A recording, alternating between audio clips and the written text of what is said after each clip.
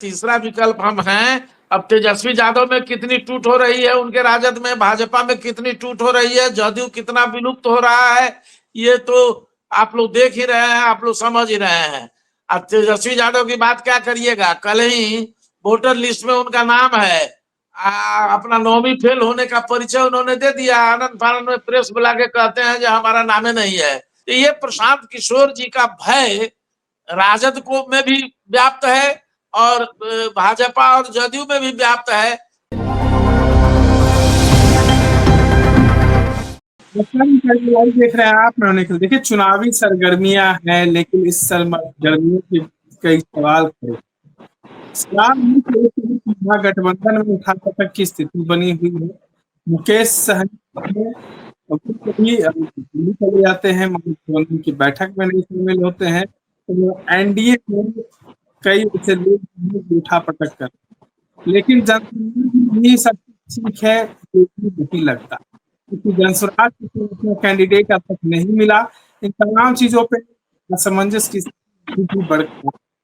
हमारे साथ बातचीत करने के लिए गुजरात के प्रवक्ता संजय ठाकुर है। संजय ठाकुर, स्वागत है आपका। स्वागत है आपका भी। आपकी आवाज साफ साफ नहीं आ रही है, सुस्पष्ट नहीं है।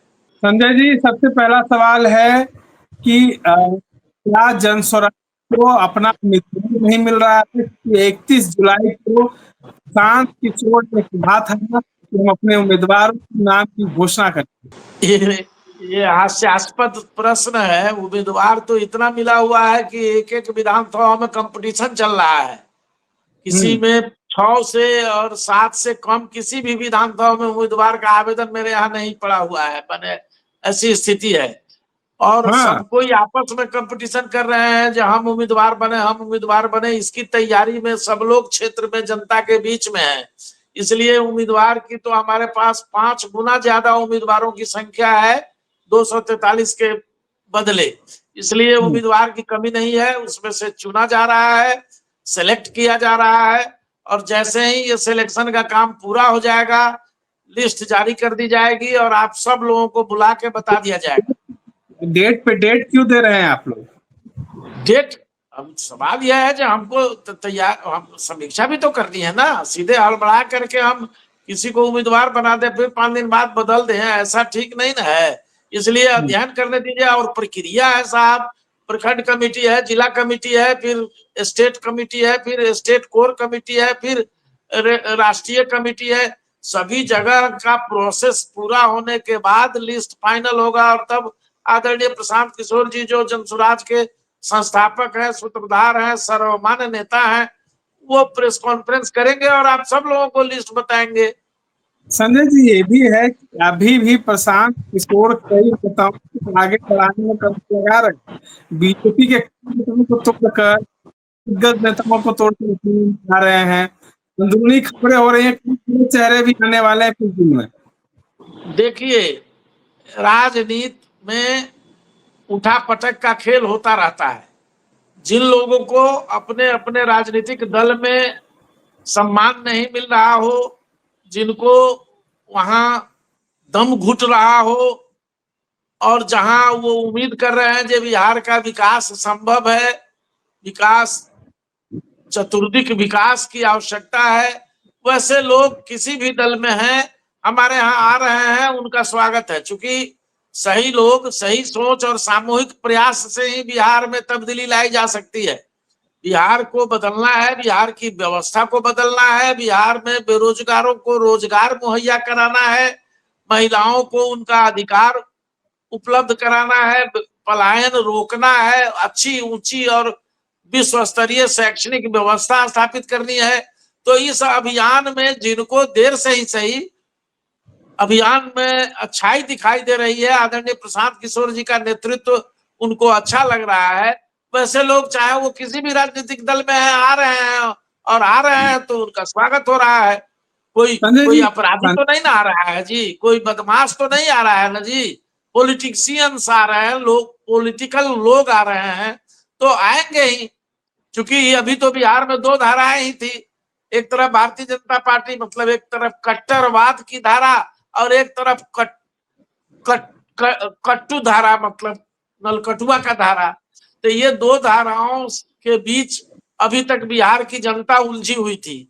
अब तीसरी मजबूत धारा प्रशांत किशोर जी के नेतृत्व में जनसुराज पार्टी बन चुकी है। लोगों का भरोसा विश्वास तेजी से हमारी ओर बढ़ रहा है और हम एक मजबूत ताकत के रूप में स्थापित हो चुके हैं। इसलिए मेरे यहाँ आकर्षण तो है ही, लोग आएंगे ही। संजय जी, तीसरी धारा बनी है, इसीलिए कई पार्टी में फूट के आसार भी दिख रहे हैं कि तीसरी धारा तो है कि मुकेश सहनी भी कभी जाते हैं, महागठबंधन बैठक से निकल जाते हैं और उसके बाद कहते हैं कि एनडीए में नहीं रहेंगे, लेकिन तेजस्वी यादव से नहीं हो गई है उनकी। आपकी आवाज सुस्पष्ट नहीं है, इसलिए आपका प्रश्न भी नहीं सुनाई दे रहा है भाई साहब निखिल बाबू। एक सवाल है कि तीसरी धारा जब आज बन गई, लेकिन तरीके से तीसरी धारा बनी है तो लोग पार्टी में बगावत कर रहे हैं और मुख्यमंत्री दिल्ली जाते हैं, लेकिन एनडीए से उनकी बातचीत होती है या नहीं, अगर पुष्टि नहीं हुई। आरजेडी तेजस्वी यादव से बातचीत हो ही नहीं रही है। तीसरा विकल्प बनना है, इसलिए जो है बिल्कुल विरोध कर रहे हैं ना। फिर भी आवाज साफ नहीं है। तीसरा विकल्प हम हैं। अब तेजस्वी यादव में कितनी टूट हो रही है, उनके राजद में, भाजपा में कितनी टूट हो रही है, जदयू कितना विलुप्त हो रहा है, ये तो आप लोग देख ही रहे हैं, आप लोग समझ ही रहे हैं। अब तेजस्वी यादव की बात क्या करिएगा, कल ही वोटर लिस्ट में उनका नाम है। अपना 9वीं फेल होने का परिचय उन्होंने दे दिया। आनंद फानंद में प्रेस बुला के कहते हैं जो हमारा नामे नहीं है।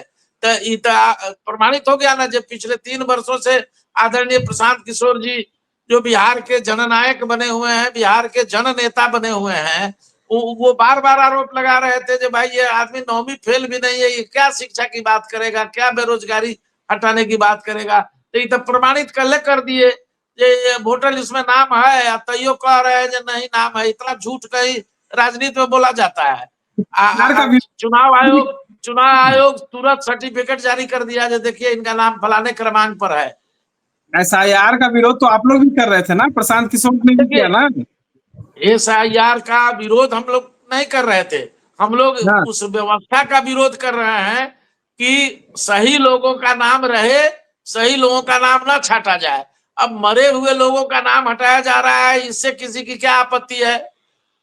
गलत लोगों का नाम न रहे और किसी सही आदमी का नाम न छूटे, ये आवाज हम लोग करते रहे हैं। आदरणीय प्रशांत जी भी ऐसे ही कहते रहे, हम लोग भी यही, चूंकि पार्टी की अपनी धारा है।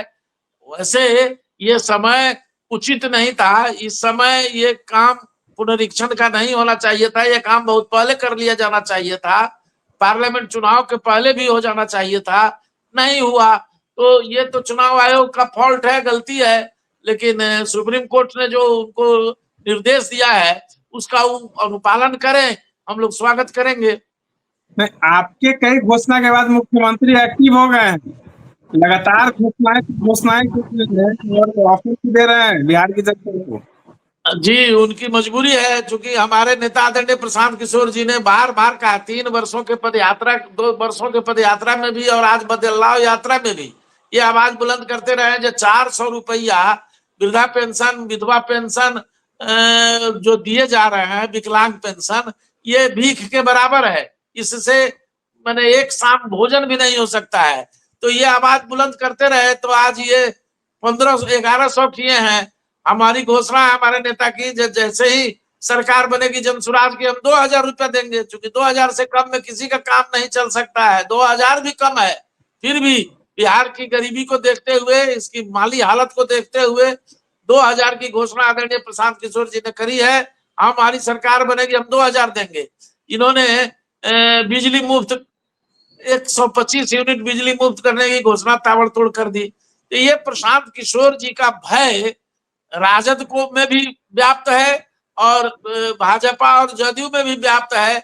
इसलिए हमारे नेता आदरणीय प्रशांत किशोर जी के साथ जो जन सैलाब उमड़ रहा है, जिस तरह से बिहार की जनता लामबंद होकर जात पात धर्म मजहब से अलग हटकर, पार्टी के सिद्धांतवाद से अलग हटकर, हिंदूवाद और मुस्लिमवाद से अलग हटकर जिस तरह से प्रशांत किशोर जी के नेतृत्व में विश्वास जताने लगा है और जिस तरह की भीड़ उमड़ रही है उससे सरकार दहशत में है। अब विपक्ष भी दहशत में है। तेजस्वी यादव और उनका कुनबा कांग्रेस सब भयभीत है। इसलिए सरकार आनन फानन में तरह तरह के फैसले ले रही है। आप तो लोग बिहार के लोगों को शराब में डुबाने की बात कर रहे हैं। 1 घंटे में अगर सरकार बनती है तो 1 घंटे में तो शराब चालू कर रहे हैं। ये शराब डुबाने की बात नहीं है भाई साहब। शराब में तो बिहार आज भी डूबा हुआ है। ये सरकार कागज में शराबबंदी की हुई है। 20,000 करोड़ रुपया का प्रति वर्ष नुकसान हो रहा है बिहार, गरीब राज्य बिहार का। और शराब तो खुलेआम बिक रहा है साहब। किस गांव में शराब उपलब्ध नहीं है? नेपाल निर्मित शराब, उत्तर प्रदेश निर्मित शराब, दिल्ली निर्मित शराब, पंजाब निर्मित शराब, हरियाणा निर्मित शराब, सब विदेशी शराब, देसी शराब बड़े पैमाने पर उपलब्ध है। ऑर्डर करिए, अमेज़न सिस्टम से आपके घर पहुंच जाएगा। इतना ही नहीं, पटना राजधानी में भी हर गली में शराब उपलब्ध है। फोन करिए, मिल जाएगा। ये स्थिति बिहार ने की सरकार ने बना दी है। बेमतलब के 6.5 लाख लोगों पर मुकदमा हो गया। 1.5 लाख से ज्यादा लोग अभी तक जेल में सड़ रहे हैं, जमानत नहीं हो पा रही है। उनकी महिलाएं तरस रही हैं, प्रताड़ित हो रही हैं न्यायालय में और पुलिस के चक्कर लगाते लगाते। तो ये शराब की बंदी से पुलिस को फायदा है, शराब माफिया को फायदा है, सरकारी मंत्री और नेताओं को फायदा है और सरकारी हुक्मरान इसका लाभ उठा रहे हैं। बालू माफिया हो चाहे शराब माफिया हो, ये सब सरकार संरक्षित चलाए जा रहे हैं। कागज में शराब बंद कर दिया गया है और बैकडोर से अपने लोगों से ब्लैक शराब बेचवाया जा रहा है। जिसकी कीमत 200 रुपए होनी चाहिए वो 500 में बेचे जा रहे हैं, जिसकी कीमत 500 होनी चाहिए वो 1000 में बेचे जा रहे हैं। ये मुनाफाखोरी का खेल जारी है और इसमें ये सभी महकमे के लोग, एक्साइज विभाग के लोग, पुलिस विभाग के लोग, सरकार के विधायक, सरकार के मंत्री, सरकार के अन्य अधिकारीगण, ये सब लोग इसमें मिल करके लूट मचाए हुए हैं। यही तो है शराबबंदी साहब। एक सवाल, अंतिम सवाल ले लें। आप जी मानते हैं लीजिए। समाज में तमाम लोग का जुटान हो रहा है, तमाम वर्गों का जुटान हो रहा है? जी क्या बोला गया? आप मानते हैं कि जनस्वराज में तमाम वर्गों का, तमाम तबकों का जुटान हो रहा है? एकदम। जनसुराज इकलौता ऐसी पार्टी है जो किसी जात की एक भी दलित हो, एक भी पिछड़ा समाज का लोग नहीं जुड़ा। आप राजपूत को जोड़ रहे हैं, भूमियार को जोड़ रहे हैं, अगड़ी जाति को जोड़ रहे हैं, ब्राह्मण को जोड़ रहे हैं, लेकिन पिछड़ी जाति को क्यों नहीं जोड़ रहे हैं? नहीं नहीं नहीं नहीं, आपको गलत सूचना है। हमारे यहाँ सारी जात पात की सीमाएं समाप्त हैं। चूंकि जनसुराज किसी जात की पार्टी नहीं है, किसी व्यक्ति की पार्टी नहीं है, ये जमात की पार्टी है, बिहारियों की पार्टी है। इसलिए इसमें दलित, अति पिछड़ा, पिछड़ा, सवर्ण, अकलियत, अल्पसंख्यक सभी का जमावड़ा है, सभी का जुटान है। हमारे प्रदेश अध्यक्ष ही दलित समाज से आते हैं। और चेहरों को आप लिए बता दीजिए, कितने बड़े दलित चेहरों को आप लोग ने अब तक जोड़ा है? बता दीजिए थोड़ा नाम उन लोगों का। देखिए, हम नए लोगों को नेता बना रहे हैं, किसी चेहरा के चक्कर में मत पड़िए। हमारे पास तो मनोज भारती जैसा बड़ा चेहरा है जो हमारा प्रांतीय अध्यक्ष है, जो 10 देशों में भारत का राजदूत होकर के प्रतिनिधित्व किया है देश का। तो इससे बड़ा चेहरा आप किसको कहते हैं? अशोक चौधरी को आप कांग्रेस के अध्यक्ष को इसको बड़ा चेहरा मानते हैं? जो लिख लोड़ा पढ़ पत्थर लोग हैं, झूठों के जबरदस्ती सर्टिफिकेट बनवा के प्रोफेसर बन रहे हैं।